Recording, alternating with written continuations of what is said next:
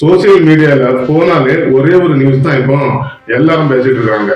நம்ம ஐயா கர்மவீரர் காமராஜர் அவர்களுக்கு கருணாநிதி ஏசி வாங்கி கொடுத்து அதை நம்ம காமராஜர் அவர்கள் பயன்படுத்தினாங்க. ஒருவேளை கருணாநிதி வாங்கி கொடுத்திருந்தாலும் நம்ம ஐயா அதை பயன்படுத்திருப்பாருன்னு நினைக்கிறீங்களா? ஒரு 3 நிகழ்வு சொல்றாங்க கேளுங்க. அது காமராஜர் முதலமைச்சராக இருந்த காலகட்டத்துல அவரோட அம்மா திருப்பதி போகணும்னு பயங்கர ஆசை.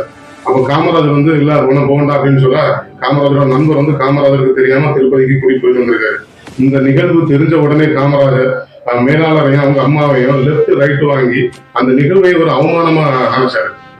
அப்படிப்பட்ட காமராஜர் ஏசி வாங்கி பயன்படுத்திருப்பாரு நினைக்கிறீங்களா? அதே போலதான் அவங்க அம்மா அதே காமராஜர் முதலமைச்சர் இருந்த காலகட்டம் ஒரு மின்விசிறி வாங்கிதாப்பா என்னால முடியல அப்படின்னு சொல்லும்போது உனக்கு எதுக்கு மின்விசிறி வாங்கி ஒரு தாய்க்கு கொடுப்பதையே ஆடம்பரமா நினைச்சவரு கர்மவீரர் காமராஜர். அவர் ஏசி வாங்கி பயன்படுத்திருப்பாங்க நினைக்கிறீங்களா? இதெல்லாம் விட்டுருங்க. இளைஞர்களுக்கு அரசியலில் வழி கொடுக்கணும் அப்படின்னு அவரோட பதவியே தூக்கி எறிஞ்சவர் காமராஜர். அவர் பயன்படுத்திருப்பாங்க நினைக்கிறீங்களா? வெரி சிம்பிள் தான். திமுக இந்த வருஷம் ஜெயிக்காது அப்படிங்கறது அவங்களுக்கு கண்டிப்பா தெரிஞ்சுட்டு திமுக தலைவர்களை பற்றி பேசினா எந்த ஓட்டம் கிடைக்காதுங்கிறது தெரிஞ்சிட்டு அப்ப யார நம்ம முன்னிறுத்தலான்னு பார்க்கும்போது பல தலைமுறைகளாக மக்கள் மனதில் வாழ்ந்துட்டு இருக்கிற ஒரே தலைவர் கர்மவீரர் காமராஜர். அவரை கையில எடுத்திருக்காங்க.